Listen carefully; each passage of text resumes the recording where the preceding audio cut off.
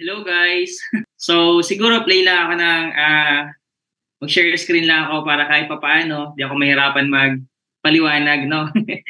Especially di po ako ganun kagaling magsalita, bulol din minsan na na tawag nito na bubuyoy. Okay. So para hindi ako mahirapan, di rin kayo mahirapan diyan para makita nyo. So, John Liboy na Agua from Bicol po. Probinsyano din po ako. Yan, bago ako nagluwas ng Manila, yan. Isa rin po akong probinsyano. Ang province ko naman, Bicol. Baka meron akong mga kababayan dyan from Bicol. So, yun. Ginagawa ko po ang business. Medyo matagal-tagal na rin. So, nag-start po ako dito way back 2010. Okay? So, kasi lumuwas po ako ng Manila. Lumuwas ako ng nasa actually, 2004, pabalik-balik na ako ng Manila. 2004, 2005, nakikipag-ano na ako, nagtatry na po ako na lumuwas ng Manila, nagbabaka sakali na makahanap ng magandang opportunity. Kasi nga po, sa province namin, sa Bicol, totoo po yun. Although maraming hindi naniniwala, so isa po akong anak ng magsasaka, at the same time, isa rin pong magsasaka. Hindi lang po halata sa itsura. Di ba? Yan. Buti na nga lang po na itabi ko yung ID ko na to, and then every time na nakikita ko yung ID na to, sobrang natutuwa po ako dyan. Kasi napakadaming bumabalik na alaala ng masasaya, di ba? Sa pictures na yan, di ba? So, kasi bakit?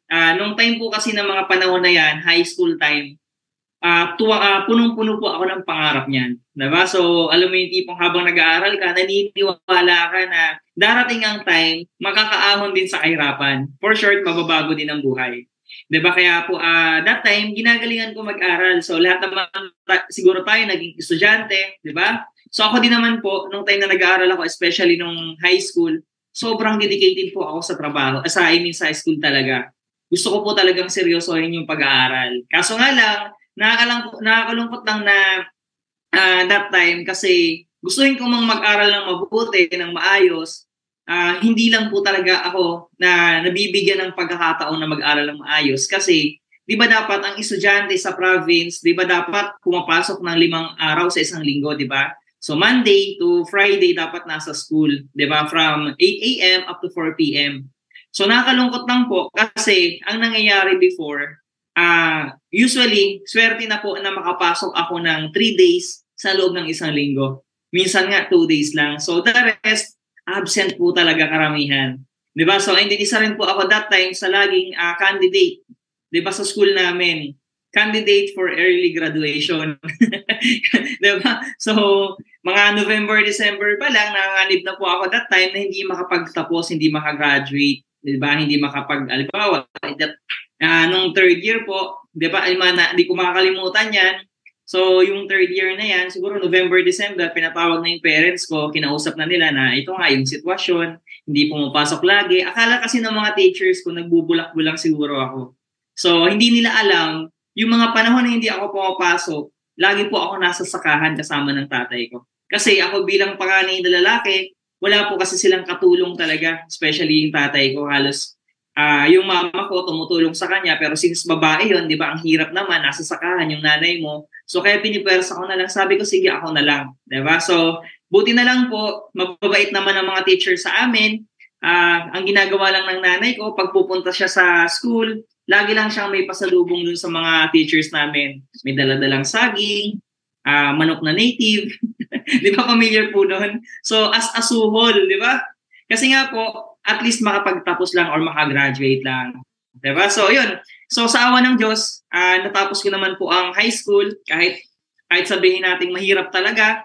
Diba? 3 kilometers everyday ang nilalakad, umaga hapon. At the same time, ang baon, diba? So, naalala ko, ang baon namin ng that time, ng high school ako, is 10 pesos. Diba, 10 pesos po, hati pa kami ng ate ko kasi dalawa kami. Diba? Tag 5 pesos kami sa isang araw. Imaginein mo yun. Paano pagkakasyahin? So, buti na lang, yung kantin dun sa may school namin, kaibigan ng magulang namin, kaibigan din namin. So, nagpapalista lang ako lagi ng mga kinukuha kong merienda, ulam. And then every Sunday, binabayaran ko po yun. So, every Sunday, naghahakot ako, nagdadala ako ng mga bagay-bagay na may halaga, may value, galing sakahan dun sa karinderya. So nagdadala po ako ng mga saging, 'di ba? Ng mga niyog, hinahakot ko po ng kalabaw doon para lang makasurvive, 'di ba? So, ganoon po kahirap. Hindi ko po kinikwento para maawa kayo sa akin, pero natutuwa lang po ako every time na naaalala ko yung mga moments na yon, 'di ba? So, yun po sa nung time na college na po ako, gustuhin ko mag-aral talaga, gusto ko pong maging police that time. Ang course ko po kinuha kong course is criminology. Yan. So, nag-criminology po ako kasi gusto kong maging police. Bakit gusto kong maging police? Kasi way back before, ang motto ko before, ang gusto ko mangyari dati, gusto ko po kasi na isa ako sa makapagpabago ng imahe or image ng mga police. Diba? So, yun po, to change the bad image of some policemen. Diba? Kasi nga, before, ang pag sinabing police, diba? So, iba ang nagiging imahe. So, buti na nga lang ngayon, maayos, maganda na. Diba? Kaya saludo ako sa mga police dyan. Okay, so, yan po.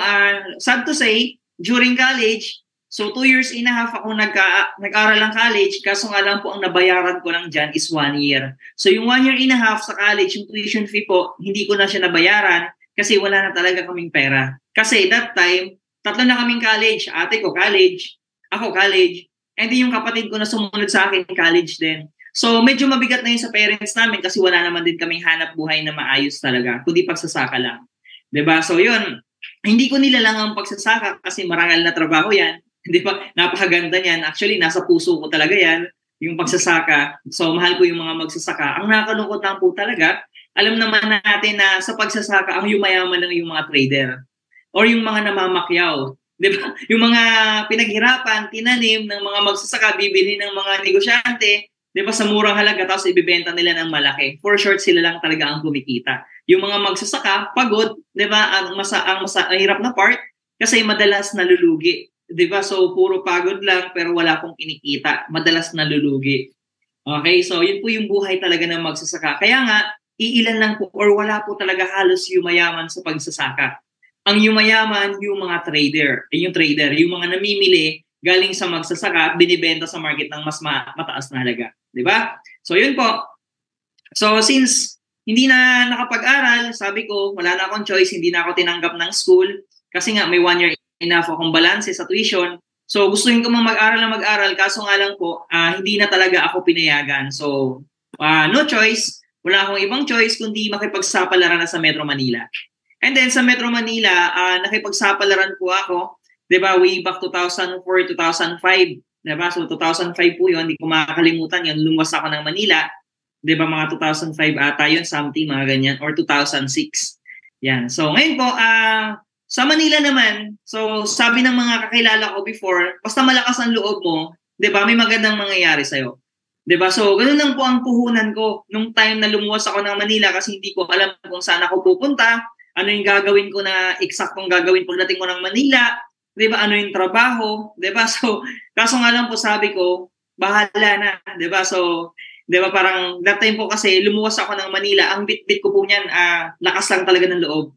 'Di ba, ang pocket money ko that time is 300 pesos. Imagine mo, luluwas ka ng Manila, ang sobra lang sa pamasahe mo 300 pesos, hindi mo alam kung saan ka papupunta. 'Di ba? Wala ka eksaktong pupuntahan. 'Di ba? So may dala akong isang t-shirt na suot, tsaka isang extra, isang pantalon, isang short, isang brief na suot, tsaka isang extra din. So maliit lang na bag ang dala-dala ko.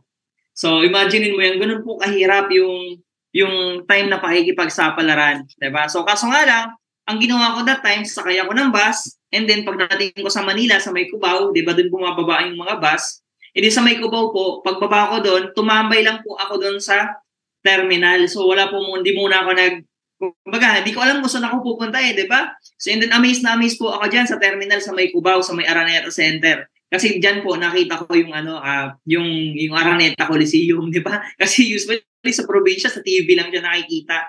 'Di ba? And then yun, medyo boring lang po talaga yung pagsisimula ko sa Manila, 'di ba? Kasi nga, 'di ba, hindi ganoon kadali. And then naghanap lang po ako ng kakilala ko sa Cubao na sabi ko, pag may nakita ako na kakilala ko or kahit mamukhaan ko lang na taga doon sa may lugar namin, i-approach ko, sasama ako sa kanya kahit saan siya pumunta. So maghapon, wala akong nakitang kakilala. So indeed, dumating po yung time na gabi na. 'di ba, sa terminal po ako natulog and then kinaumagahan ng madaling araw ulit, sabi ko baka sakali yung mga bumiyahe ng gabi galing ng Bicol, pagbaba nila ng Manila, sasabay ako sa kanila.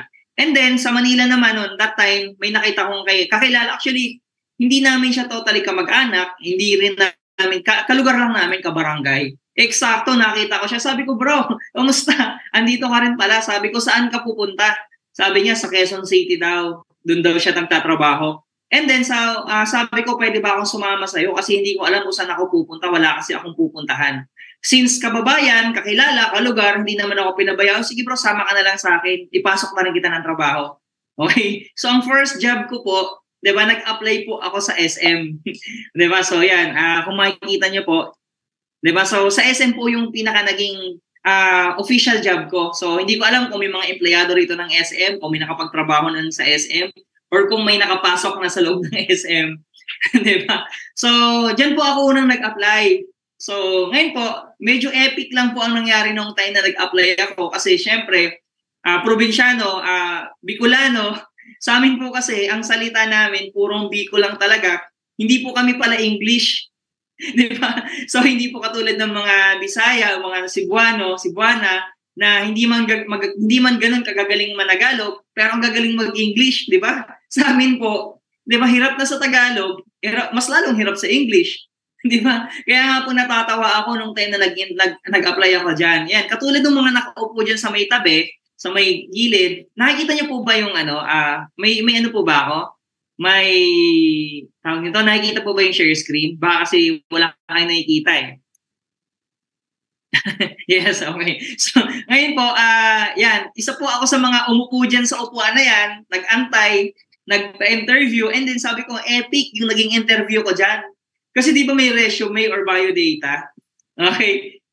Yung nag-i-interview babae, syempre, probinsyano, mahiyain. Ang malupit na part, during the interview, English lahat ng tanong.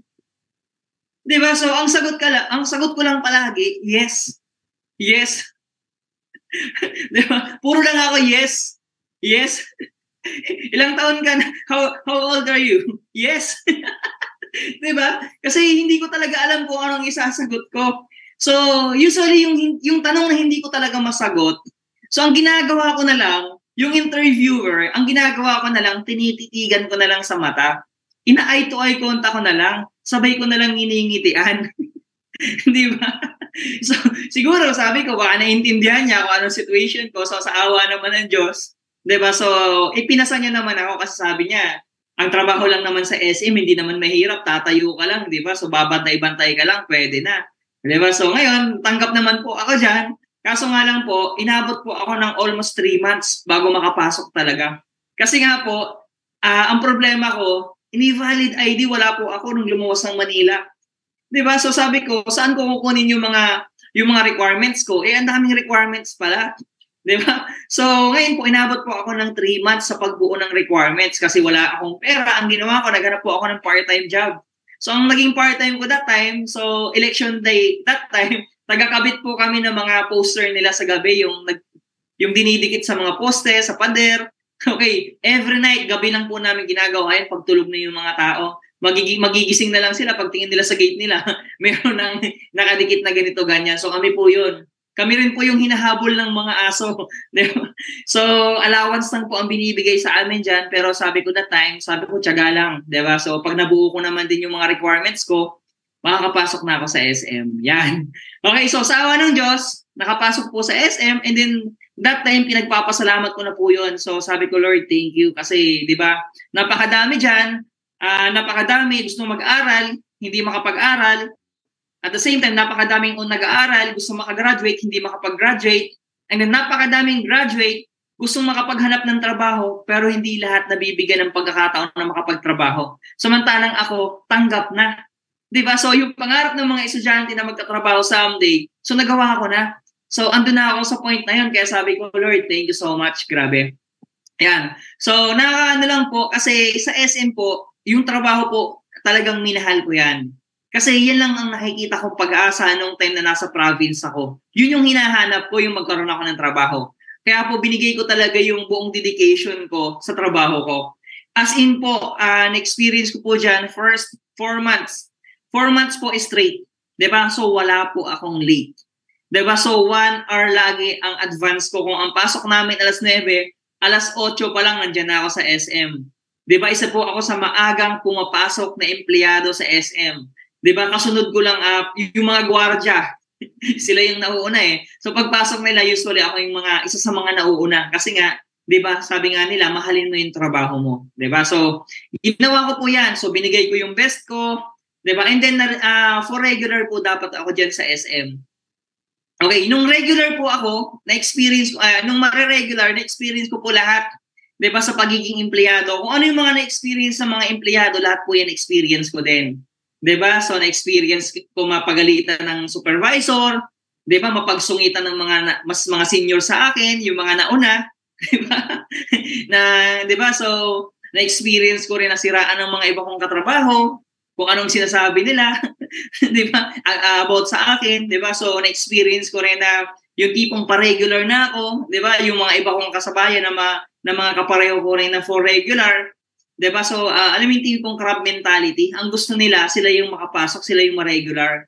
Diba? Ayaw nila na ma-regular ka kasi isa ka sa threat sa kanila para ma-promote. Diba? So, yung posisyon nila, baka maagawan mo sila. Diba? So, na-experience ko din po dyan na sumahod ng kinsenas katapusan. And then, tuwang-tuwa po ako nang darating ang 13, 14 hanggang 15 kasi malapit na yung sahod ng 15. Kaso nga lang po, 16, 17, 18, malungkot na naman. Kasi yung sinahod ng 15, umaabot lang ng 16, 17, 18. Usually 19, ang matitira na lang is resibo. Bakit po? So, madalas po kasi yung sinasahod na pupunta na lang sa mga lahat ng bayarin. Okay, napupunta na lang kay Judith. Di ba? Yung Judith ng kuryente, apartment, di ba? Ng tubig, di ba? Yung ano-ano pa. Di ba? Yung padala sa magulang, yung allowance ng kapatid na nag-aaral. Usually po, wala na talagang natitira. So, na-experience ko rin na inaabot ako ng almost year or taon. Taon kaming hindi nagkikita ng ATM ko. Kasi nga, yung ATM ko laging nasa madam ko, nakasanla. Di ba? So, yun po kami. Yun ang buhay namin sa SM. Hanggang sa dumating ang point na for regular ako, kaso nga lang, sabi ko, Lord, okay ba maging regular? Di ba lahat ng, sabi ko nga kanina, lahat ng bagong graduate, gusto magkatrabaho. Ako may trabaho na, lahat ng may trabaho gusto ma-regular. Kaso nga lang, nag-isip ako ng matindi that time. Gusto ko man ma-regular, kaso sabi ko parang ang liit talaga ng sweldo. Kasi sa amin, sa SM, outright, fix lang po kasi ang sahod namin dyan. So wala po kaming overtime, wala ring OT. So ibig sabihin po, fix lang kami as minimum. 'Di ba? So Manila rate, pero ang expenses Manila rate din, kaya wala po talagang natitira. So sabi ko parang okay naman sana maging regular, kaso nga lang, ang liit ng sweldo. So ang ginawa ko po that time, hindi po ako nagpa-regular. Nung final panel ko sa panel interview ko dun sa trabaho, hindi po ako pumasok, umabsent po ako ng walang dahilan. Diba? So para hindi ako ma-regular. Okay, so that time po, lumipat ako ng trabaho. Yung pangalawang trabaho ko na yan, yung nasa Lee ako. Lee. So familiar po ba kayo sa mga JAG, Tribal, Lee? So dyan po ako sa company na yan. So bakit ako lumipat ng Lee? Kasi po, open OT doon. So cancel day off din kami. So yung oras na nasasayang, na nasa bahay lang ako, natutulog, nagpapahinga, at least nagagamit ko for overtime. So mas malaki na ng konti yung sinisweldo ko. Kaso nga lang, still kulang pa rin. Wala pa lang natitira. And then, naghanap na naman ako ng mga ibang pagkakapapasukan ng trabaho. Hindi ko lang nailagay dito. Wala rin kasi akong mga pictures before nung isang trabaho ko. So, yung last job ko po is sa perfumery. Kung familiar kayo sa SM, sa Watsons, yung mga nag-i-spray ng mga mamahaling pabango. So, yun po yung naging last job ko sa SM. And then, that time, for almost 6 years na employed sa SM, so dumarating ang time na napapagod na rin. Kasi paulit-ulit na lang.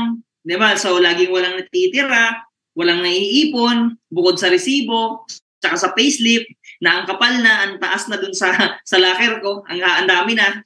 Diba? So, ang naiipon lang, puro memories, diba? Puro experiences. Pero pagdating sa income, kini-question ko lagi sarili ko. Kasi bakit? Sabi ko that time, for almost 6 years na nagtatrabaho ako, cellphone lang na di camera before hindi ko mabili.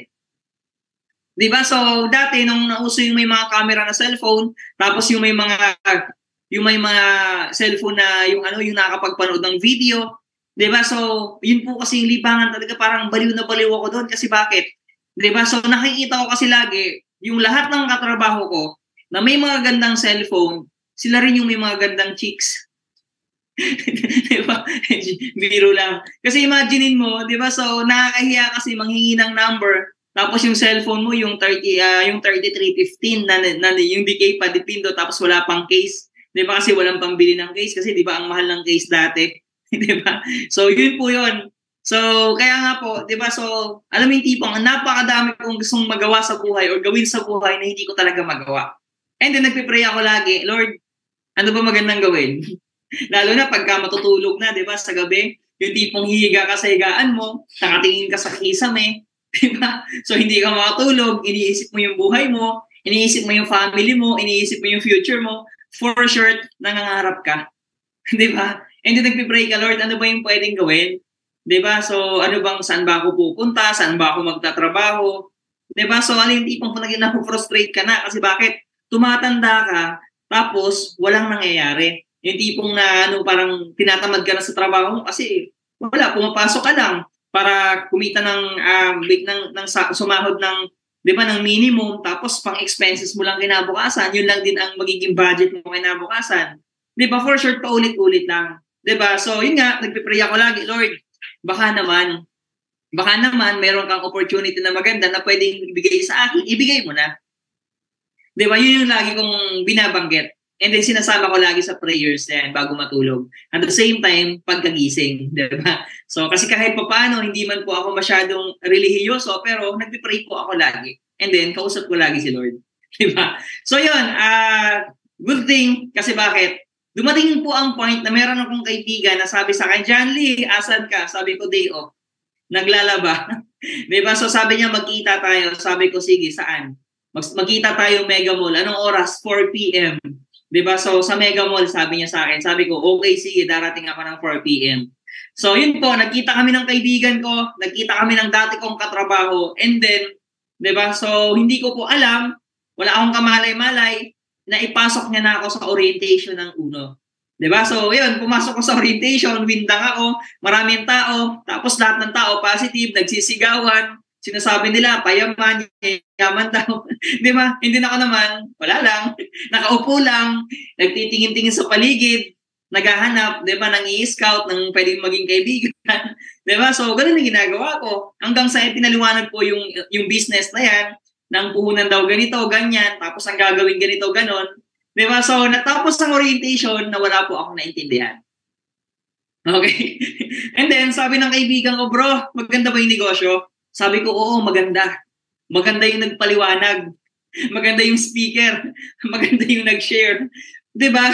So yun lang po kasi ang naiintindihan ko, doon lang ako nakatingin. 'Di ba? So pero yung ipinaliwanag sa akin kung paano kumikita, hindi ko po talaga yung naintindihan. So after ng orientation, in-explain pa ulit sa akin ng kaibigan ko. Sabi niya sa akin, bro, ang puhunan 9998 lang.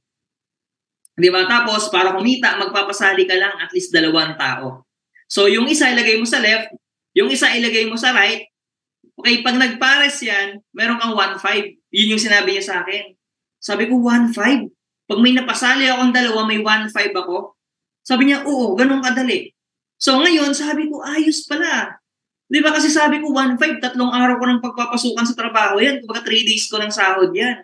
Pwede palang kitain yan dyan. Tapos pagpapasali lang ng 2. Naisip ko, ang dami kong kakilala. Ang dami kong katrabaho, ang dami kong kaibigan sa SM North EDSA, sa SM Mega Mall, SM Makati, SM MOA. Kumbaga parang halos lahat ng empleyado sa SM na yun, kilala ko na halos lahat eh. Namumukhaan ko sila palagi kasi palipat-lipat ako ng branch eh. Di ba? Hindi ko man kilala sila ng personal, hindi ko man kilala yung pangalan, hindi ko matandaan sa dami nila, pero yung mga pagmumukha nila natatandaan ko. Kasi sila yung lagi kong nakakangitian, di ba? So sabi ko, napakadami kong kakilala. Di ba? So ngayon, tapos sabi ko, di ba? So sabi ko, sige, sasali ako dyan kasi marami akong kakilala. Tapos sabi niya sa akin, okay, sige, maganda yan, sali ka. Tapos sabi niya, akin na yung 9998. Sabi ko, anong 9998? Di ba? Yung pangpuhunan, sabi niya. So, sabi ko, anong pangpuhunan? Sabi ko, may puhunan ba? Mga sabi niya, gago ka talaga. Di ba? So, sabi ko, baka pwedeng walang puhunan. Di ba? So, Tapos sabi niya, hindi ka kasi makakasali, hindi ka kikita pag wala kang puhunan. Ano ka ba? Nagnenegosyo tayo. Wala namang negosyo na walang nakikita ka ng walang puhunan. So, doon po ako napaisip. Sabi ko, magkano nga ulit ang puhunan? 'Di ba? So, sabi niya 9998. Doon po ako nag-isip. Sabi ko, bro, ayoko na pala niyan. Nung una, gustong-gusto ko na. Kaso nga lang, nung binanggit na yung puhunan, sabi ko, bro, ayoko na pala niyan. Kasi maglalabas pala ng pera dyan. Akala ko maganda, pangit pala yan. Di ba? So, yun, in-explain niya ulit sa akin, kinausap niya ulit ako. And then, yun, for the last time, kinausap niya ako ng seryoso. Sabi niya sa akin, bro, sasali ka ba talaga? Sabi ko, oo, maganda, sana. Kaso nga lang, ang problema ko dyan, wala akong pera. So, nung time po na binanggit ko yung wala akong pera, medyo tumigil po yung mundo ko noon. Medyo naghang po ako ng ilang segundo that time. Alam mo, tipong napatitig ako sa lupa, and then napaisip ako ng malalim. Sabi ko, teka lang, wait lang. Parang, doon ko po na-realize na, sabi ko, 6 years na po pala akong nagtatrabaho, pero 9998 lang po pala, wala ako. At hindi ko po natatandaan na nakahawak na ako ng ganun kalaking pera. Yung 9998 na yan, hindi ko pa yan nahahawakan ng buo na wala akong pagbabayaran, na wala akong paggagamitan. Kasi usually yung sinasahod ko, even yung mga back pay and then bonuses ko, napupunta na lang po kasi lahat sa mga bayarin sa mga utang. Kaya sabi ko, parang imposible ata na makapag-join ako, makasali ako kasi wala talaga ako niyan. Yung 9998 na yan, kaya mana na yan para sa akin. Kaso nga lang that time, sabi ko, wala akong 9998 pero mas na-realize ko, diba? So sabi ko, 6 years akong empleyado, nagsipag, nagtiyaga, ginalingan sa trabaho, binigay ko lahat. Pero bakit 9998 lang? Bakit di ko naipon? Bakit wala ako? And then, nung na-realize ko po yun, sabi ko, hindi ako papayag na hindi ako makakasali dyan. Kasi sabi ko sa kanya, bro, sasali ako, bigyan mo ako ng 24 oras. Sasali ako dyan. Sabi niya, kaya mo bang sumali? Sabi ko, oo. Diba? So sabi ko, kaya kong sumali dyan, kaya kong gumawa ng paraan. Ikaw nga nakasali. Alam ko, wala ka rin 9998, pareho tayo. Kasi bakit ko alam na wala siyang 9998, pareho po kami nakasanla yung ATM. Isang tao lang yung pinagsanlaan namin ng ATM, di ba? Kaya alam ko na wala rin pera yung mukong na yun.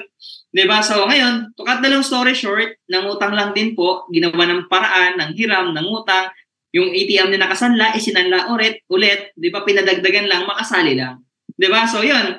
And then po, the rest is history. Di ba? So nag-start po akong makapag-member and then dun po namin binuo yung Saviors team. Yung Power for System po kasi nabuo yan during pandemic na. Okay, pero ang original group namin is Saviors, 'di ba? So ngayon, paano namin nagawa yung Saviors na yon and then ano yung ginawa namin, paano namin itatag, paano kami kumita sa negosyo na to? Actually, hindi po naging madali. 'Di ba? Kasi yung kumita sa negosyo na to para sa amin, hindi po siya naging madali kasi wala po kasi kaming team. Okay, so yung nagpasali sa akin, bali dalawa lang kami. Dalawa lang po kami na ginagawa yung business na magkatulungan. Kasi yung taong nagpasali sa kanya, supervisor niya, laging missing in action. Diba? So, for short, part-timer. Ako po kasi especially, after 1 week doing this business, nag-resign po ako sa trabaho. Diba? Kinarir ko po talaga. Okay, so bakit ako nag-resign? Okay, una, naniwala po kasi ako sa negosyo. Which is yun ang pinaka-importante na meron tayo habang ginagawa natin yung negosyo. Yung tinatawag na paniniwala or belief. 'Di ba? Kasi doon magsisimula ang lahat. 'Di ba? So marami tayo diyan, baka hindi ko alam pero baka meron diyan, baka member na pero nagdududa pa rin. Baka 7 accounts na or baka nga 15 accounts ka na or baka nga naka-family accounts ka pa pero baka nagdududa ka pa rin. 'Di ba? So kapag po kasi may duda ka pa sa negosyong ginagawa natin, baka matagalan ka pa na maging successful. Okay, so ako po kasi ang ginawa ko, the moment na nakita ko yung negosyo, na pagkasali ko pa lang, nag-isip na ako kung paano ko siya full-time. Kasi, na-realize ko po kasi, nasabi ko nga, 6 na taon na akong nagpakahirap sa SM, wala na bang nangyari. Di ba? And then nakita ko po, na kaya kong kumita sa negosyo na to. Nakita ko na may mangyayaring maganda sa akin, kaya dinesisyonan ko agad. Okay, nag-decide po ako na mag-full-time agad, diba? Kasi na-experience ko po agad na kumita in just 1 week. Diba? Kumita ako, hindi po yung pairing, hindi binary, hindi po ako nagka-cheque. Kumita po kasi ako sa mga produkto. Yung products po kasi, ipinabenta ko sa ate ko, hindi ako nagbenta. And then yung products po kasi na yun na nakuha namin, nabenta niya in just 1 week. Actually, kulang pa nga. Nag-repurchase pa nga kami ulit eh. Diba? Kasi sobrang dali lang naman maibenta ng produkto talaga. Diba? So ngayon po, na-experience ko kumita. Sabi ko, pwede palang kumita sa produkto. Eh, at least, yung 24 hours ko, at least, ilalaan ko na sa negosyo, hindi na sa trabaho. Bakit ako nag-desisyon talaga nag-iwan yung trabaho ko? Although regular ako doon, stable na sana ang trabaho ko doon.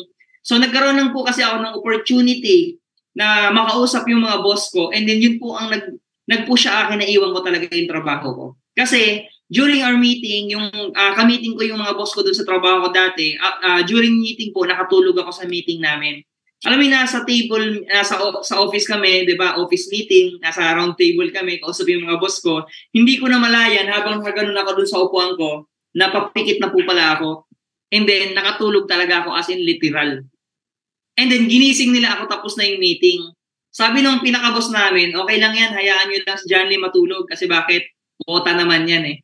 Di ba? Unlike dun sa mga gising na hindi kota.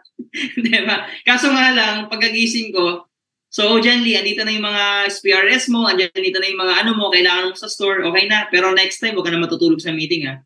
So, yun. So, sabi ko, ay boss, sorry, before po ako malis, meron lang po sana akong gustong itanong. So, sabi ko, sabi niya, ano yun? Sabi ko, boss, sir, yung supervisor ko, inuna ko. Sabi ko, boss, sobrang saludo po ako sa'yo kasi magkatrabaho, pareho lang tayo before. Yung trabaho ko ngayon, pareho mo lang din dati, pero sobrang bilib po ako sa'yo kasi as of now, yun na yung position mo, ilang branch, and then ilang brand ang hawak mo.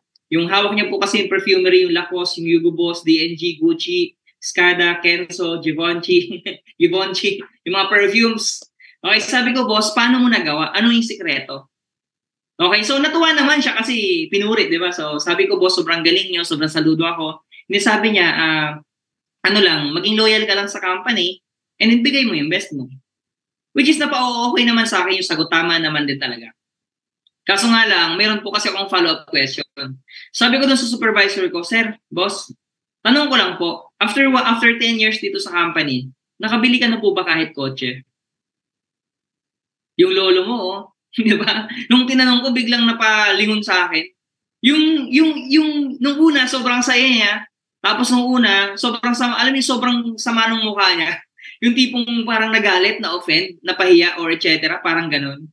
Ano sabi niya? Ano sabi ng supervisor ko? Sabi niya sa akin, John Lee, gago ka pa? Hindi ko yung makalimutan si Sir Nestor. Sabi niya, John Lee, gago ka ba?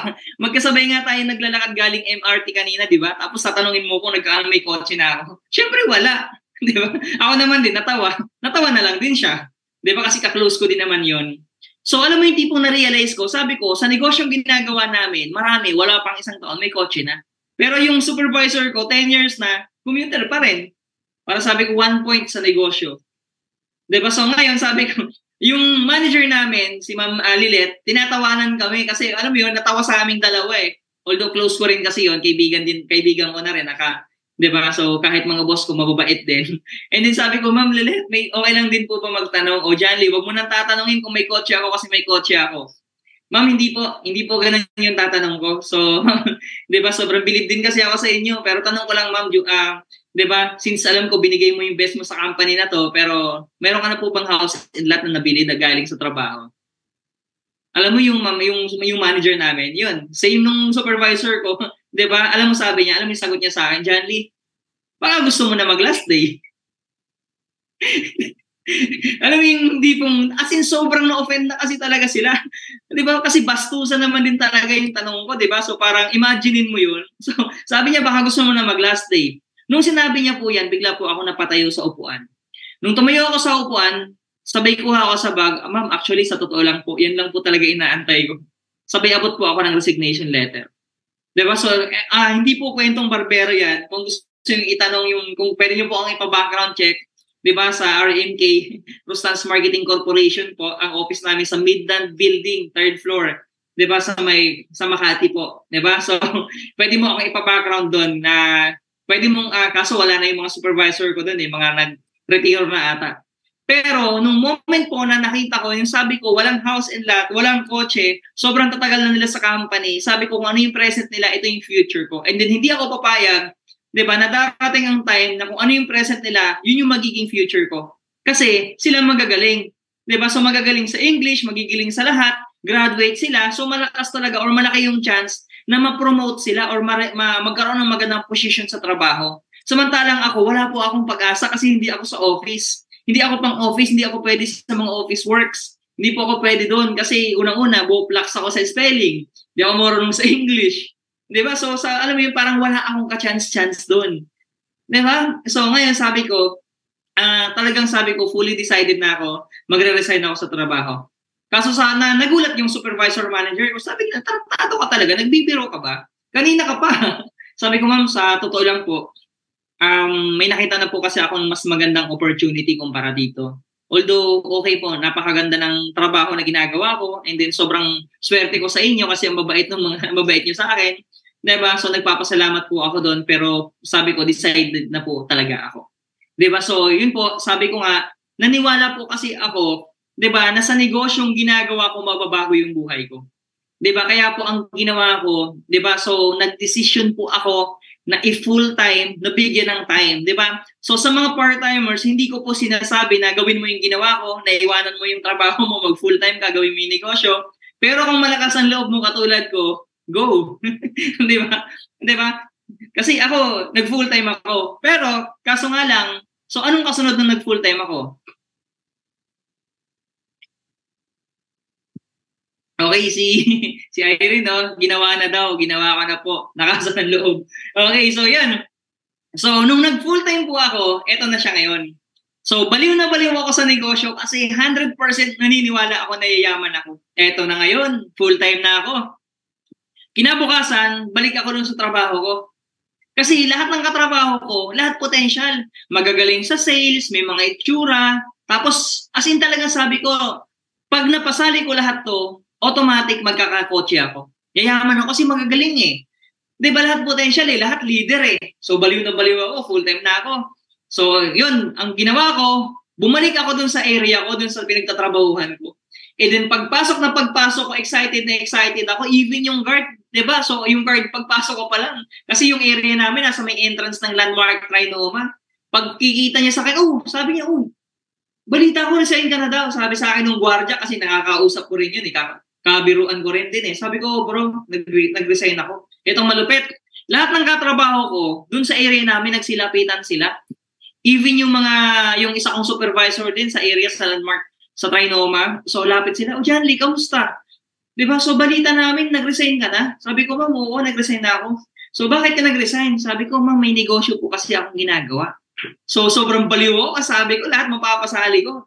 Ito na ngayon, sabi ko, may negosyo po kasi akong ginagawa. Okay, so pagkasabi ko ng negosyong ginagawa, sumingit yung isa kong tropa doon. Sabi nila, bro, ba't ka nag-resign? Ba't ka sumali dyan? Di ba, ba't ka nag-join? Ba't ka nag-resign? Uutuin ka lang dyan, pre. Huwag kang maniwala dyan. Yung kumpanya lang ang yayaman dyan. Yung mga nasa taas lang ang yayaman dyan. Di ba? Alam mo yung tipong sabi ko, wait lang, teka lang. Di ba, parang, alam mo yung tipong yung mga katrabaho ko, pinagtulungan na po ako. Alam mo yung tipong nakapalibot sila sa akin, nasa gitna ako, and then lahat ng pagdi-discourage, andun ko na lahat ko na narinig. Na yung tipong sobrang baliw na baliw ako hanggang sa napalitan na lugmok po ako sa sobra. Kasi imagine mo, sabi nila, bro, yung nasa taas lang ang yumayaman dyan. Bro, uutuin ka lang dyan. Di ba, bro, pera-pera lang yan. Bro, katarantaduhan yan. Ang malupit pa dyan, bro, scam yan. Diba? So ngayon, nung time na narinig ko yan, sabi ko, wait lang. Sabi ko, tama ba talaga yung ginawa ko? Mukhang nagkamali ata talaga ako ng desisyon. So ang ginawa ko po that time, so ayoko na mapagtulungan, ang ginawa ko, di na ako nagsalita. Tumalikod na lang ako. Pumunta ako dun sa basement ng Trinoma. Pumunta ako ng canteen, hindi canteen, sa food court. Diba? So sa food court, bumili ako ng pagkain, inumin. So since gutom na rin ako, kumakain ako. Pero habang kumakain po ako, ang dami ko na-realize. Sabi ko, baka nga totoo yung sinasabi nila. Diba? So baka nga kalukuhan yung ginagawa ko, yung negosyo. Kaso nga lang po, every time na kinukumpara ko, yung negosyong ginagawa ko, laging nagpa-backfire. Alam mo yun, sabi ko, baka inuuto lang ako dito sa uno na yan, sabi ko that time. Pero na-realize ko, sa trabaho, inuuto lang din naman kami. Di ba? Sabi nila, ang yumayaman lang daw, nasa taas lang. Sabi ko dun sa trabaho namin, yung yumayaman, yung company lang din. Sabi ko nga, lahat ng sinasabi nila, nagbabackfire lang din. Di ba parang, di ba sabi niya, di ba hindi naman totoo yan eh. Sabi ko, yung trabaho namin, hindi naman din ata totoo. At ang pinakamalapit na part doon, sinabi nila, bro, pangit yung ginagawa mo. Sabi sa akin diretsahan. Tinuturo pa ako, kulang na lang sa mukha ako ituro di ba? Buti na lang sa may bandang dibdib lang, bro, pangit yung ginagawa mo. Di ba? Pero na-realize ko, that time, kung pangit yung ginagawa namin, bakit maraming nakakotse? Bakit maraming kumikita ng malaki? Di ba? So sabi ko, kung pangit yung ginagawa ko, yung alam na alam ko na mas pangit yung buhay ng mga katrabaho ko. Bakit? Para-pareho na kasanla ATM namin eh. Pare-pareho kami, pag kumakain, nagpipili kami ng mga kainan na mura. Di ba? Yung mga kantin sa gilid-gilid, habang kumakain kami, tumatakbong daga. Di ba yung tipong nadadaan, yung mga daga naghahabulaan sa may paanan, yung mga ipis nasa may lamesa, makatipid lang. Sabi ko, kung pangit yung alam ko, mas pangit yung buhay namin. Mas pangit yung mga katrabaho ko. Sorry. Kasi imagine mo, tatandaan na namin dun di ba? So yung iba nga, di ba, pumuti na yung book, di naman yumaman, kukumute pa rin. Di ba? So ngayon, sabi ko, okay lang. Okay lang lahat na sabihin nyo pangit about sa akin. Pero sabi ko, tandaan nyo, darating ang time. Di ba? Papakita ko sa inyo, na tama yung ginagawa ko. So, to cut the long story short, wala po akong napasali na kakilala katrabaho. Kasi yung mga katrabaho ko, anlupit. Di ba? So, alam mo yung tipong pagpunta ko dun sa Trinoman, lahat negative. Balik ako ngayon, punta ko SM North, kinabukasan. Pagpunta ko dun sa area ko dati, para puntahan yung lahat ng katrabaho ko, kasi sabi ko ayaw ng mga taga-Trinoma, di-recruiting ko yung mga taga-SM. Pagpunta ko ng SM, same scenario. Bro, balita namin, nagne-networking ka daw. Bro, balita namin, nag-uuno-uno ka na daw. Di ba, nagbibenta-benta ka pala ng sabon? Bakit mo ginagawa yan, pre? Glutaman ka na pala ngayon. Alam mo yun? Sabi ko, wala talaga. So, sabi ko that time, kumbaga parang kinonvert ko na lang into positive. Sabi ko, lahat ng katrabaho ko negative na. Sabi ko, wala na akong mapapasaling katrabaho. Ano na kayang gagawin ko? Pero sabi ko, okay lang. Kasi bakit? Kung walang mapasaling katrabaho, di ba? Move on. Di ba? So, hanap ng ibang market. So, that time, pinasali ko naman ate ko, third day, pang third day di ba? Pang third day ko, pagka-resign ko, day off ng ate ko, sinama ko ate ko. Sabi ko, te, di ba naalala mo yung product? Di ba, samahan mo ko, bibili tayo ng produkto. Itong malupit na part. Di ba, sumama siya sa office, nilatagan ng mga kasama ko. So, yung ate ko, oo nang oo, yes, oo, maganda, sige, okay, ganoon, ganyan. Positive, sabi ko, yayaman na talaga ako ngayon. May sasali na sa akin kasi ate ko positive. Ate ko matalino yun, magaling yun, sa call center yun. Di ba? So, ngayon, sabi ko, pag napasali ko, ate ko, tapos ang usapan. Okay, so ngayon, sobrang positive ako. So ngayon, ang ginawa namin, pag uwi namin ng bahay, tuwan-tuwa ako. Tapos, kinausap ko yung ate ko pag uwi ng bahay. Sabi ko, te, kailan ka sasali? Sabi niya, hindi pa eh. Sabi ko, bakit hindi ka ba sasali? Akala ko sasali ka. Sabi niya, hindi eh. Sige, ikaw na lang muna. Sabi niya sa akin. Makulit ako. Sabi ko, te, ba't di ka sasali? Sabi niya, Johnny, kasi hindi ko kasi, it's not my cup of tea. Sabi niya sa akin, it's not my cup of tea. So, ako naman din, positive pa rin, nakangiti pa rin. So, ang ginawa ko po, nag-init ako ng tubig, kumuha ako ng tasa, at the same time, nilagyan ko yung tasa ng mainit na tubig, tapos nilagyan ko ng Lipton. Familiar po ba sa Lipton? Okay, so, nilagyan ko Lipton, tapos yung mainit na, binigay ko sa kanya. Sabi ng ate ko, ano yan? Sabi ko, tea. Cup of tea. Di ba? Sabi ng ate ko, gago ka talaga. Napakabobo mo talaga. Sabi ko, di ba, sabi mo, cup of tea? Di ba? Sabi niya sa akin, it's not my cup of tea. Kaya nga, ito na nga, cup of tea. Di ba? Hanggang sa, yun pala ang meaning ng it's not my cup of tea. Hindi niya daw linya. Di ba? Sabi ko, tanginang yan. Sorry. Sabi ko, tangin na yan, ba't di mo na lang kasi sinabi na hindi mo linya, may pakapupti-kapupti ka pa, alam mo ng bobo kapatid mo, di ba? Pinasocial mo pa, di ba? So, wala ganun talaga, bobo. Di ba? So, kaso nga lang, wala. Di ba? So, ngayon, ate ko ayaw sumali kasi nga hindi niya linya. Okay lang. Okay lang na hindi siya sumali kasi siya naman nagbebenta ng mga products eh. Di ba? So, okay pa rin. So, ngayon, ayaw nung ate ko, ayaw nung katrabaho ko, parang ayaw ko na rin. Kasi wala halos lahat ng inaasahan ko wala na eh. So, buti na lang, meron akong kapatid na isa, si John Mel, hindi ko alam kung kilala niya yon, yung pogi kong kapatid. Lumuwas ng Manila, mag-OJT. Pagluwas siya ng Manila, boring siya dun sa apartment, sinama ko na lang sa office. Sakto, umupo siya sa orientation. Sabi ko, bro, upo ka lang dyan kasi walang upuan sa labas. Sakto, may orientation. During the orientation, yung kapatid ko, hindi ko alam nakikinig. Tapos, pagkatapos ng orientation, excited, sabi niya, kuya. Sabi ko, ano nangyari? Sabi niya, di na ako mag-aaral. Alam mo yun, parang sabi ko, ha? Ano hindi mag-aaral? So, yung kapatid ko po kasi, yung si John Mel, dapat mag-OJT sa Manila. Monday, OJT, start ng OJT. Sunday, sinama ko sa office. Naka-attend ng orientation. Sabi niya, hindi na daw siya mag-aaral. Sabi ko, anong pinagsasabi mo? Anong hindi ka na mag-aaral? Sabi niya, mag-uuno na rin ako. Sabi ko, hindi pwedeng hindi ka mag-aral. Kasi sabi ko, dapat kailangan makagraduate ka. Ate natin, yung ate mo pang isa, yung sumunod sa akin, sabi ko lahat sila graduate. Tapos, kung hindi ka graduate, 'di ba? So, papareho ka sa akin. Sabi ko, wag mo na akong tularan kasi sabi ko, pag naka-graduate ka, advantage mo 'yan kasi wag mo na akong gayahin na hindi graduate. Sabi, hindi kuya, hindi na talaga ako mag-aaral. Sabi ko, hindi nga pwede. Nagtatalo na kami, sabi ng kapatid ko, hindi kuya, hindi talaga ako mag-aaral. Tapos sabi ko, hindi pwede nga kasi magagalit silang mama. Sabi niya, wala akong pakialam kuya, magalit man sila mama basta hindi na ako mag-aaral. Tapos sabi niya, tingnan mo kuya, pag nag-aaral ako, OJT lang, magkano allowance ko dun? 100 pesos. Ipagpalagay natin kahit araw-araw ako mag-OJT sa loob ng isang taon, ang allowance ko, 100 pesos lang. Sa isang taon, 30,000 lang halos lahat yun. Diba? So, ngayon sabi ko, oo nga no. Tapos sabi niya, so imagine mo kuya, ito na lang aralin ko. Kasi kahit naman magkatrabaho ako, diba? Wala namang nag-aantay, wala namang assurance kung magkakatrabaho. Magkatrabaho man ako, magkano lang ang sweldo. Pero sa loob-loob ko lang, tama yan, ayos yan. Diba? So ang totoo, nire-reverse psychology ko lang siya. Kunwari, ayaw ko siyang pasalihin. Yun tuloy siya, gustong-gusto sumali. Sabi niya, ito na lang din kuya, aralin ko. Malay mo, pag inaral natin ito, diba? Sa susunod, yung kinikita nila, yun na rin ang kitain ko.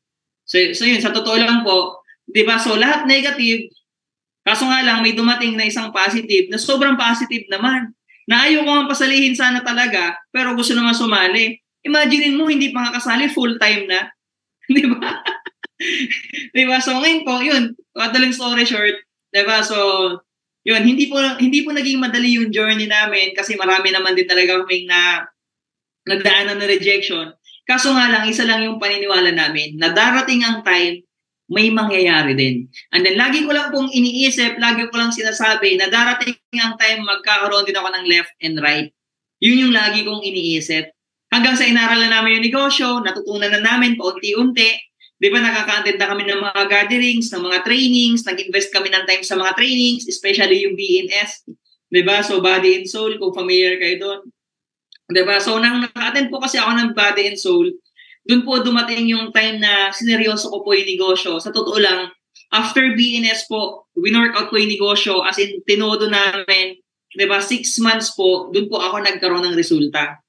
And then, masarap lang po na part kasi during my first, almost 10 months po yan kasi yung first 4 months ko, hindi po ako kumita. Literal, hindi sa products lang ako kumikita. Pero nung naka-attend ako ng training ng BNS, diba? So, after po nun, dun ko po nailabas yung first car ko. Diba? So, Honda Civic siya. Second hand lang siya. Hindi pa siya brand new. Pero sobrang baliw na baliw po ako dyan. Kasi bakit? Bilang probinsyano, pangarap ko nung bata ako makabili ng bike. Hindi nangyari. High school, college, pangarap ko magkaroon ng motor. Hindi rin po nangyari. And then sobrang nabaliw ako kasi imagine mo doing this business, wala pang isang taon, 'di ba? Nakakotse na po ako. 'Di ba? So ngayon po, sobrang baliw ako diyan. Kasi bakit? Imaginein mo, bumili ka ng kotse, ang malupit na part, di ka marunong mag-drive. Ang malupit na part, wala ka ring lisensya. Alam mo yun? Alam mo yung tipong instead na baliw ka kasi may kotse ka na, kaso problemado ka. Kasi yung kotse mo, hindi mo alam kung paano mo iuwi. Di ba? So, alam mo yung malupit na part nung nag-meet up kami nung pinagbilhan ko sa Jollibee yun. Diba? So, yung kotse, iniwanan ko rin doon, binalikan ko na lang kinabukasan. Kasi naghanap pa ako ng magdadrive, nagsama ako ng magdadrive. Di ba, kinabukasan ko pa siya nakuha. So, ngayon po, nakakabaliw na part kasi nga, di ba, may kotse ka na, may resulta ka na. Di ba? So, lahat ng sacrifices, lahat ng discouragement na binigay ng ibang tao, lahat ng negative na lahat ng pagod, lahat ng hirap na dinanas mo, lahat ng pawis, pagpupuyat, lahat po yung bayad. Alam mo yung tipong nung humawak ako sa manibela, di ba yung tipong yung manibela, hinawakan ko, yung cambio, yung aircon, dinadamdam ko lahat, even yung revolution ng makina, yung bawat nginig ng makina, di ba yung ninanamnam ko lahat? Kasi alam mo yung tipong sabi ko, alam mo yung tipong kahit nga sa panaginip, hindi mangyari na magkakakotse kami. Tapos, di ba sa doing this business, nangyari. Di ba? So ngayon, nung may kotse na ako, syempre, anong gagawin ko? Syempre, magyayabang ang lolo mo. Di ba? So, ang ginawa ko po, binalikan ko yung mga katrabaho ko, yung mga nag-negative sa akin. So, ang malupit na part, sabi ko, bro, kamusta? Oh, kamusta ka na rin? Anong balita? Balita ko, mayaman ka na raw. Ganun lang laging tanong nila sa akin, balita ko, mayaman ka na raw, mayaman ka na raw. Di ba? Kasi, yun ang sinasabi namin lagi, oh, kamusta? Nagpapayaman. So, ngayon pala, mahirap na part, araw-araw kami pinag-uusapan, o ano, mayaman ka na? Diba? So ngayon, nung pinakitaan namin ng kotse, baliw sila. Diba? So as in, windang sila, baliw sila. Diba? Pero, hindi pa rin sumali. Diba? Imagine mo yun eh. Baliw na sila, pero hindi pa rin sumali. Diba? So, malupit na part, lahat ng nag-negative sa amin, binalikan namin, kinamusta namin. Yung mga in-invite namin, nasabi nila, bro, sige, sali ako pagka nakaipon, mag-iipon muna ako. Malupit na part, yung mga nag-iipon, may kotse na kami, binalikan namin. So, kumusta sila ngayon? Nag-iipon pa rin. Yung nagsabi na, sige, una ka na, pag kumita ka, sali ako. Diba? So, nung binalikan namin, nung kumikita na kami, ang sabi nila, bro, nauna ka na kasi, huli na kami. Alam mo, mapapakamot ka na lang sa ulo, ano ba talaga? Sabi nyo una na kami, pag kumita kami, pag may nangyari, sali kayo. Ngayon, may nangyari na, tapos sasabihin mo na una na kami, tapos huli na kayo. Alam mo, sa totoo lang talaga, yun po kasi ang reason, yun talaga yung reason na hindi po kasi talaga lahat yayaman. Diba? So, yun yung reason kung bakit mas maraming mahirap kumpara sa mayaman. And then unfair kasi sa lahat, kung kumbaga hindi mangyayari na lahat yayaman kasi hindi na magiging balanse ang mundo nun. Diba? So, pag wala nang pag lahat ng mayaman, wala nang mahirap, sino pa magiging, diba? Sino pa magiging traffic enforcer? Sino pa yung magiging tagalinis? Diba? Sino yung magiging katulong? Sino magiging driver mo pag lahat ay yumaman? Kaya yung mga taong ayaw, okay lang yan. Di ba, hayaan nyo sila kasi ayaw nila yumaman eh. Wala silang pangarap eh. Di ba? So yun, lahat ng negative, di ba? So, negative pa rin. So, ngayon kami tuloy-tuloy lang. So, yun, yung paniniwala, sinamahan namin ng pagiging consistent. As in, araw-araw talaga namin ginagawa yung business. Di ba, walang araw na nagpahinga kami. As in, araw-araw kami nag-uuno. Araw-araw kami kumakausap. Kasi bakit? Baliw kami sa negosyo eh. Di ba? Kasi nga, sa totoo lang sa buhay, dapat para kang ATM. Para kang walking ATM. Paano yun? Hindi pong ATM na sa bawat oras, araw na dumadaan, sa lahat ng bagay na ginagawa mo, dapat nagbibigay ng pera sa'yo. Di ba? Kasi pag may ginawa ka, nagpahinga ka, marami kang ginawa na hindi magbigay ng pera sa'yo, magbibigay yan ng gastos. Tama? So, every time na may ginagawa ka, iisipin mo palagi, dapat magbibigay ng pera sa'yo yan. Tama? So, ngayon, araw-araw po, walang pahinga. Talagang kasi bakit? Minahala namin yung negosyo eh. As in talagang consistent namin siyang ginagawa. Diba? And then yung pagiging committed, actually may gusto akong ikwento. Kasi, kailan ko lang na-realize na yung pagiging committed pala, yung commitment na ginawa namin before, napakatindi. So, naalala ko dati, nung bago ako, siguro may tao na ako nun, may downlines na ako nun, mga siguro 10, ganyan. Tapos, that time, alam mo yung tipong, may event ang uno nun eh, hindi ko matandaan kung Cuneta Astrodome yun o kung saan yun. Basta may event ang uno dati, Tapos, syempre, sama ako sa event, punta ako sa event. Ang problema po noon, that time, yung anak ko, may anak po kasi ako that time, ang problema that time, may lagnat siya. So, nasa bahay siya, nandun yung parents ko, nagbakasyon sila, galing ng Bicol, kasama yung anak ko. So, yung sabi ng papa ko, John Lee, mataas ang lagnat ng anak mo. Huwag ka nang pumunta muna dun sa event nyo. Sabi ko pa, hindi pwede kasi yung mga tao ko, hindi pwedeng wala ako doon kasi may event kami. Sabi ko, after ng event, babalik naman din ako agad. Tapos wala naman silang nagawa. Okay, umalis ako. Okay, so ngayon, dumating na yung mga 11, I think, siguro mga 2 p.m., tumatawag yung tatay ko, yung papa ko. Sabi niya, John Lee, umuwi ka na. Hindi maganda lagi ng anak mo. Sabi ko pa, tatapusin ko lang yung event. Diba? So ngayon, sabi niya, John Lee, umuwi ka na. Sabi niya, nagagalit na yung papa ko. Sabi ko, sige pa, patapos na yung event, uwi na ako. So ngayon, pag uwi ko ng bahay, hindi ko alam, malala na pala yung sakit ng bata. Kasi, nag-ano siya parang, alam mo yung tipo nagsusuka siya tapos nagdudumi. Hindi namin alam, yung bata, lupay-pay na pala. Tapos yun, syempre, dinala namin sa ospital. Pagdating namin sa ospital, sabi ng doktor, sabi na nung chinek up, nung first aid, nung dinala sa emergency, kinausap ako ng doktor na tumingin. Sabi, sino yung tatay? So ako sabi niya, sir, sabi sa akin, sabi niya, bakit ngayon niyo lang dinala? Hindi maganda yung lagay ng bata. Kasi sobrang dehydrated na siya. Kasi, as in, wala na lupay-pay na siya, tapos, as in talagang halos, napabigay na talaga. Sabi niya, kung mga 1 to 2 hours niyo pang hindi nadala to, baka wala na to. Ang sabi sa akin. So ngayon, alam mo yung tipong, doon ko lang na-realize na parang, wait lang, teka lang. Paano pala kung hindi muna ako umuwi agad? Paano pala kung binigyan ko pa ng mas mahabang time yung grupo ko? Paano pala kung hindi ako nakapunta agad ng hospital? Alam mo yung tipong ngayon ko lang na-realize nang dahil pala sa commitment sa grupo, munti ka na ako mawala ng anak. Ibig sabihin po, ganun kami katindi yung commitment namin dati nung nagsisimula kami. As in, kasi lahat sa amin. Diba? So, sa amin po kasi, pagdating sa negosyo, priority to. Diba? So, drop everything kami. Diba? Pagdating sa negosyo. Ganun po katindi yung commitment namin. Diba? So, ngayon ko lang na-realize na kung before pala, kung alam mo yun, di ba, yung commitment pala talaga namin napakatindi. Samantalang yung iba, di ba, so ang bababaw ng commitment, di ba, so parang umulan na ng konti, di ba, so ayaw na mag-training, di ba, so pag sinabing online, walang internet, walang load, gagawan dapat ng paraan. Always find ways to become successful, not reasons to fail. Diba? Diba? Marunong na ako mag-English ng konti.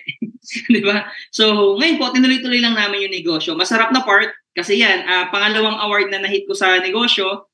Yan. So, ito po, yan, mayroon date, June 24, 2012. Diyan po ako na-awardan ng Millionaires Club. Nag-member po ako, sumali po ako 2010. So, diyan po ako nag-join. So, yung Millionaires Club, actually yung first million ko, nahit ko po yan during my first 1 year and 3 months. So, doon na po pumalo, yung total income ko, yung total commission ko ng 1 million. Yung accumulation ng kinita ko. Umabot na po ng 1 million. So, sobrang baliw na baliw po ako dyan kasi isa po ako sa mga na-certify, diba, at member ng Millionaires Club ng buong uno.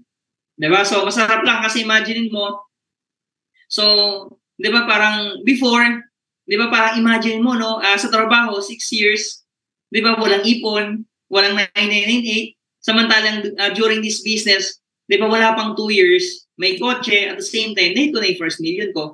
Di ba sobrang nakakabaliw po. Baliw na po ako that time. And then yan, tinuloy-tuloy ko po yung negosyo, di ba kasama yung mga tao, kasama yung mga grupo ko, di ba? So, nag-create po kami ng magandang samahan, di ba? Nag-create kami ng magandang sistema, di ba? So, nag-create po kami sa amin po kasi Savior's Family po kasi kami. Diba sa amin po, sa grupo namin, pamilya po kasi turingan namin, hindi lang kami negosyo lang. Diba? So, after po nun, diba, doing this business, yan, napakadami ko na rin po naging awards. Diba? So, simula po nung 2012, kasabay po nung Millionaires Club, na-awardan din po ako nung top earner. Top 48 po ako that time, 2012. And then, consistent na po yun. Hanggang sa pinakamataas po na award na na-hit ko sa negosyo na to is naging top 6 po ako before. Bago po mag-pandemic. Okay, so during before pandemic time, top 6, top 7, top 8 uni level. So pasok po ako lagi sa top 10. Yan. And then 2014, 'di ba? 2014, since yung kotse ko luma, second hand, namamatay-matay sa EDSA, tumitirik, nawawala ng aircon, nagiging daming problema. Okay, 2014 naman po, doon ko binili yung second car ko. 'Di ba? So Montero Sport naman. And then yung Montero Sport na yan, baliw na baliw po ako dyan. As in, sa Montero na yan. Kasi imaginein mo, no? So, nare-realize ko po kasi, imagine mo parang sa EDSA or sa labas, marami kang makikitang SUV, tama? Marami kang makikitang mga ganang kotse. Pero, for sure ako, ang nakasakay nun mga professionals, mga engineer, di ba, mga architect, mga doktor, mga negosyante. Samantalang yung nakasakay sa sa Montero Sport na yan, hindi ka marunong mag-English. Hindi rin graduate. Di ba, bulol pa nga eh. Di ba, samantalang sabi ko, marami sa labas nakasakay sa Montero, mga may edad na, mga matatanda na. Samantalang ako, di ba, imaginein mo, ang bata ko pa, pero naka-Montero Sports agad. Di ba, so nakakabaliw na part, syempre, so naka-SUV ka, syempre, hindi pwedeng wala kang isasakay. Di ba? Actually, kasama ko po dito yung partner ko, yung asawa ko. And then, isa yung sa pinakamalupit na leader ko sa negosyo na to. Actually, mas malupit pa sa akin yan. Alam naman ng lahat yan eh. Diba? And then lahat ng meron ako, so hindi lang yung effort ko, kundi effort namin parehas. Diba? So 2014, bumili po kami ng Montero. Diba? So yan, nakakabali na part, 2017. Diba? 2017, pang third car. Diba? So Mercedes-Benz naman, sports car. Diba? Yung tumutupi yung bubong. Diba? May SUV kayo. Tapos, may sports car kayo. So, nakakabaliw lang kasi imaginein mo, yung asawa ko dati, 300 pesos per day lang din ang sahod niyan. Hindi rin siya, although graduate siya, pero hindi rin siya licensed midwife. At the same time, mahina rin sa English kapareho ko. Kaya nagkakaintindihan kami. Pero masarap lang kasi imaginein mo sa buhay, hindi naman palupitan mag-English eh. Diba? Diba? So, wag mong hanapin yung mga bagay na wala sa'yo. Di ba, hanapin mo na lang, improve mo na lang yung mga bagay na pwede mong magawa. Di ba kasi maraming tao nag-iisip lagi ng dahilan o naghahanap ng dahilan. Eh kasi ganito, ganyan, ganito lang ako, ganun lang ako. Hindi, huwag mo limitahan yung sarili mo. Lahat ng bagay kayang matutunan. Lahat ng bagay pwedeng maaral. Di ba? Basta gustuhin mo lang. Di ba? So doing this business, tuloy-tuloy lang, masarap na part kasi imaginein mo, di ba? So parang imaginein mo, parang Coco Martin o Coco Melon. Diba?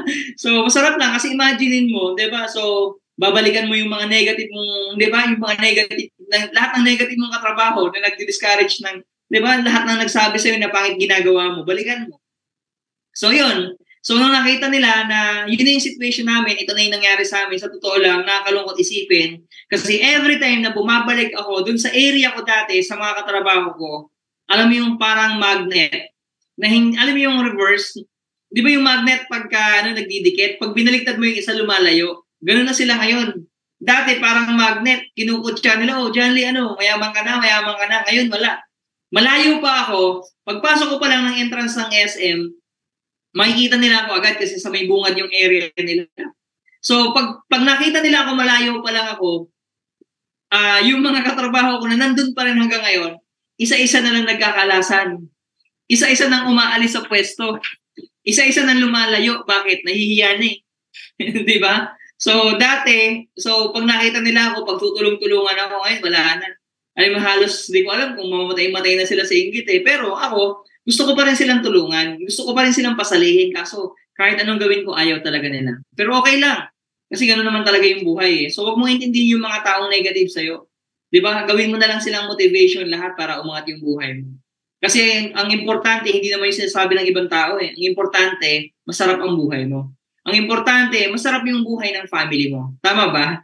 So yun, yan. So last year naman din, actually 2022. So yan, 2022 naman din, Manila, pandemic, walang magawa. Diba? So ang luluwag ng mga kalsada. Diba? So bumili rin po ako ng libangan. Diba? So big bike naman din, Ducati Monster. Kasi dati, di ba sabi ko, high school, college, pangarap ko magkaroon ng motor, kahit anong klaseng motor, basta motor eh. So at least ngayon, hindi ko man nagawa, hindi ko man nabili yung motor before, pero kahit pa paano, as of now naman, binigay naman sa akin Ducati. So alam mo yung tipong before, alam mo yun, parang sa picture ko lang siya nakikita, parang, oh, ganda, ganito, ganyan. 'Di ba? Pero before, hindi ko man makuha-kuha yung mga bagay na hinihingi ko, pero alam mo yun, binigay naman ni Lord ngayon, sobra-sobra pa. 'Di ba? Kaya kung hindi mo pa man nakukuha yung mga bagay na hinihingi mo kay Lord, yung lahat ng goals mo, kung hindi wala pa man sila sa kamay mo ngayon, okay lang, huwag ka lang mainip. 'Di ba? Kasi hindi yan ibibigay dun sa oras na hiningi mo or gusto mo. Si Lord, alam niya kung kailan niya ibibigay yan sa'yo. Ibibigay ni Lord yung mga bagay na hinihingi mo kapag alam niya na deserve mo na. Tama? Kaya trabaho lang, trabaho lang. Makukuha mo din yan. 'Di ba? So yun, kumbaga parang imaginein mo, may SUV, sports car, 'di ba? At the same time, may big bike, may Vios pa nga din kami. 'Di ba? Yung Vios namin actually nandiyan lang sa ayan. 'Di ba? So, yan nakakapag-rides kami, Marilaki, 'di ba kung saan-saan, kasama ko yung kapatid ko, hindi yung mga Uno riders, 'di ba? At the same time, yun. So, 2017 naman din po, 'di ba? After ng mga kotse, after ng mga sports car, 'di ba? So, yun, nag-invest naman din po kami property 2017, bumili po kami ng condo unit sa Amaya Steps. Dito po yan sa may Novaliches. At the same time po, 2018, bumili rin po kami ng another condo sa Amaya Sky, Santa Mesa naman, may unit po kami dyan. Diba? So, at the same time, bumili rin po kami ng townhouse sa Bulacan. Diba? At the same time po, SMDC, may dalawa rin po kami unit, so 4 na condo. So, mayroon po kami unit sa Tris Residences, sa may Fairview. At the same time, sa may Novaliches naman po sa may Vines Residences. So, ngayon, bakit kami nag-i-invest ng mga property? Wala lang. Di ba, may pera ka, kesa naman nasa bangko lang, ginagamit lang ni bangko, pinapaikot niya, pinapautang niya sa ibang tao, tapos binibigyan niya ng interest na malaki. So, instead na gamitin nila, invest mo na lang sa property. Di ba? So, yan. So, ngayon, pandemic time, province naman din po, di ba, alam naman natin kung ano nangyari ng pandemic. So, kami naman din, nag-stay kami sa province sa Bicol. Yun nga po, sabi ko kanina, nasa puso ko talaga yung pagsasaka. Di ba? Nasa puso ko yan kasi bakit? Diyan ako pinalaki. Diyan kami nabuhay. Di ba? Kaya, di ba? So, hindi ko pwedeng kalimutan. And then, mahal na mahal ko yung mga magsasaka. Di ba? So, ngayon po, nung pandemic time, hindi makalabas, wala masyadong magawa. So, ang ginawa namin that time, nag-enjoy kami sa buhay probinsya. Okay, so may binili po kami doon na property, na lupa, 4 na 4 hectares po yun, and then ginawa namin farm literal. May farm po kami, may taniman kami ng mga pakwan, and then marami pang mga tanim po. At the same time, may mga manok kami doon, yung mga native chicken. Basta madami, may fish pan din. Okay, so yung pangarap na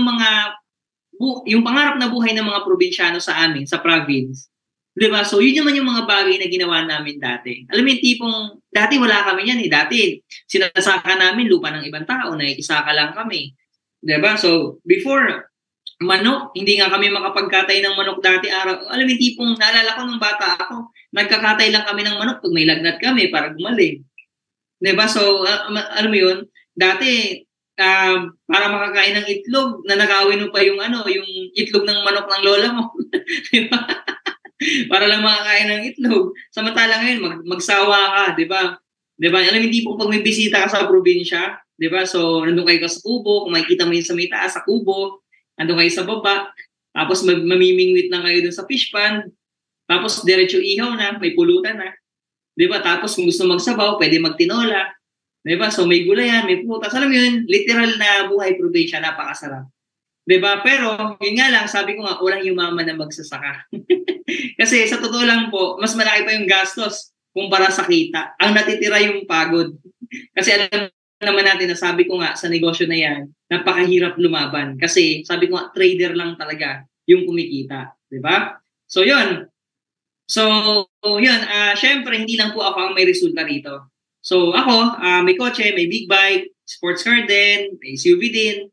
At the same time, yung partner ko, syempre, hindi magpapatalo. Mas magaling sa akin yan eh.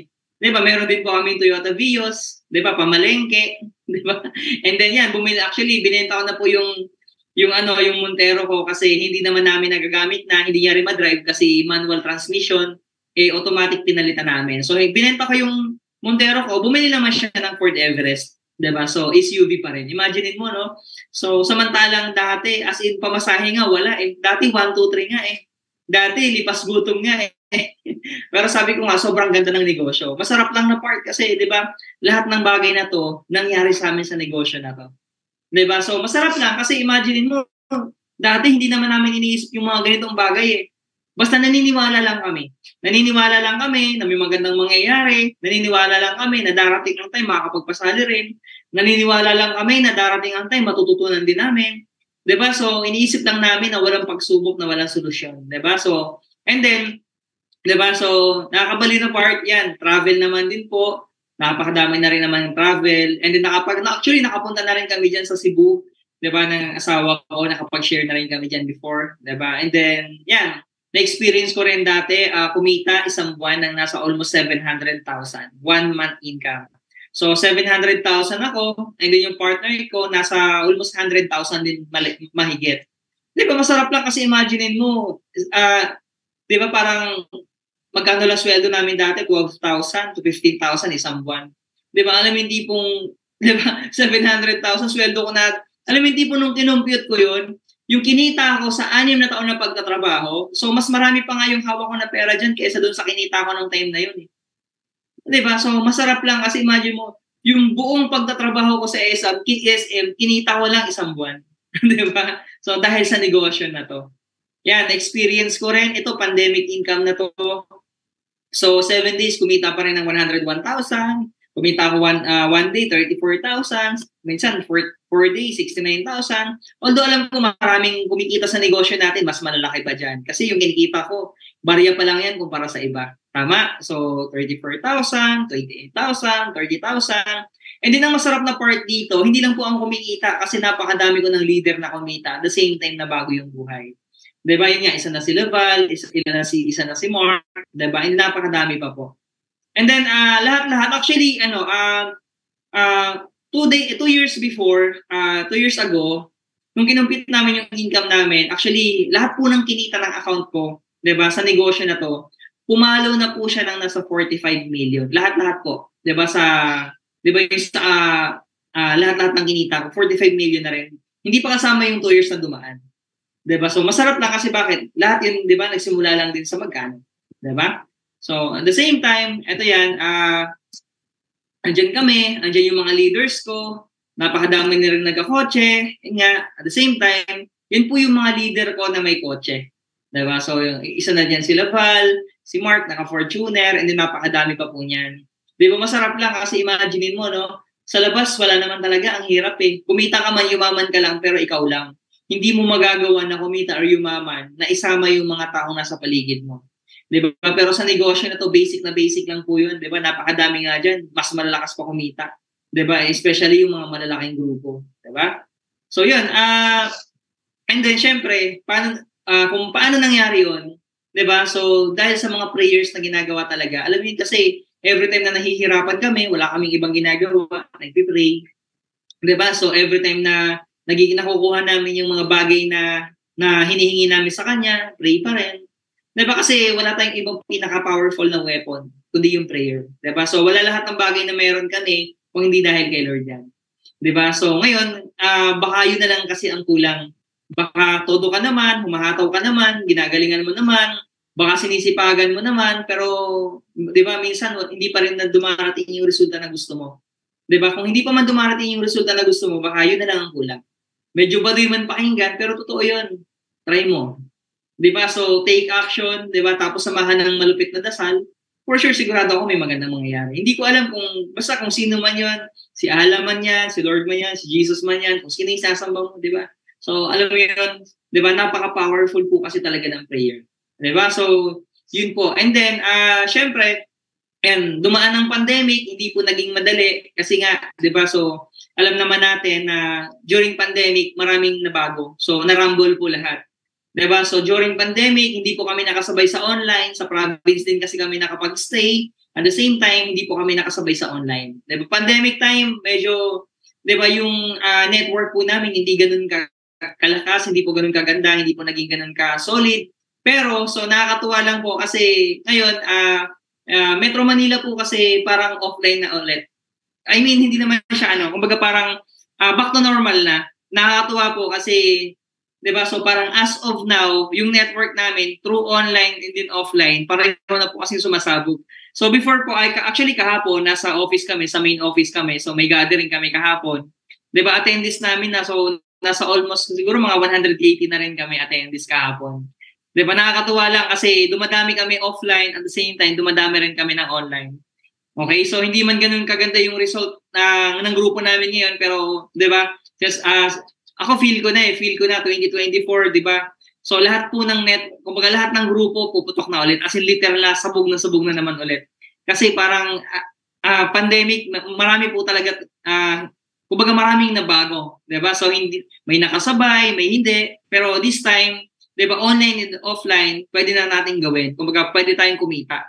'Di ba? Pwede nang pagsabay-sabayin, 'di ba? So maganda lang kasi kung hindi ka comfortable sa offline, pwede ka mag-online.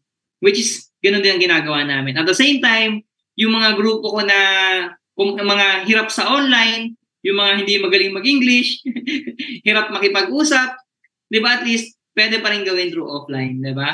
So yun, nakakabaliw lang po kasi sobrang ganda talaga ng negosyo natin. Hahatawin na lang, tatrabawin na lang.